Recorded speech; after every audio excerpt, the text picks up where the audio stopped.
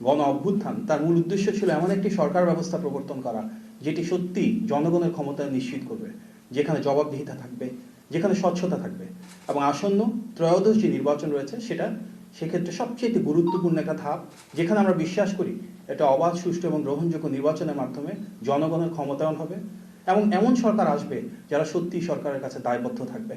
আমরা সবাই মিলে এমন একটি বাংলাদেশ গড়ে তুলব যেখানে মানবাধিকার থাকবে, বাক স্বাধীনতা থাকবে, আইনের অনুশাসন থাকবে। এই যে দীর্ঘ ফ্যাসিবাদের সময়ে কিন্তু বিভিন্ন শ্রেণী পেশার মানুষের মতন করে গণমাধ্যম কর্মীদের উপর বিভিন্নভাবে আঘাত নেমে এসেছে। আপনার অনেক ক্ষেত্রে সত্যটা প্রকাশ করতে গিয়ে বাধাগ্রস্ত হয়েছেন।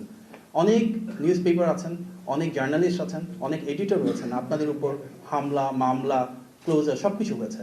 আমরা বিশ্বাস করি গণতান্ত্রিক বাংলাদেশে যারা সংবাদকর্মী রয়েছেন, যারা গণমাধ্যমে রয়েছেন, আপনাদের প্রত্যেকের স্বাধীনতা এবং অধিকার ইনশাআল্লাহ ভবিষ্যৎ সরকার প্রতিষ্ঠা করবে।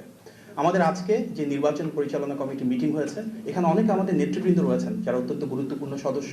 প্রত্যেকের ডিফারেন্ট টিম আছে এবং ইতিমধ্যে আমাদের সম্মানিত চেয়ারম্যান মহোদয় বলেছেন যে আমরা সামনেই এই টিমগুলো ঘোষণা করব এবং প্রত্যেকে নির্দিষ্ট এরিয়াতে কার কি রেসপন্সিবিলিটি আছে সেটা আরও ক্লিয়ার হবে।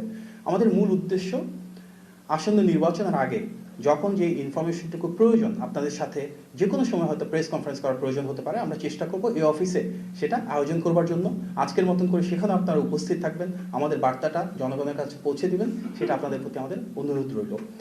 আমাদের বিএনপি চেয়ারপারসন অফিস রয়েছে, সামনে গুলশান অফিস যেটা আমরা বলি, আমাদের পল্টনে কেন্দ্রীয় কার্যালয় রয়েছে, সেখানে যে কাজগুলো চলছিল সেগুলো স্বাভাবিকভাবেই চলতেই থাকবে। এর পাশাপাশি তৃতীয় এই অফিসটা আমরা যেন আমাদের ইনফরমেশনটা রেগুলারলি দিতে পারি তার জন্য আমরা খুললাম এবং ইনশাআল্লাহ এই অফিসের মাধ্যমে নির্বাচন পরিচালনার সাথে সম্পৃক্ত যে বিষয়গুলো রয়েছে আমরা ধারাবাহিকভাবে এবং নিয়মিত আপনাদের সামনে উপস্থাপন করার চেষ্টা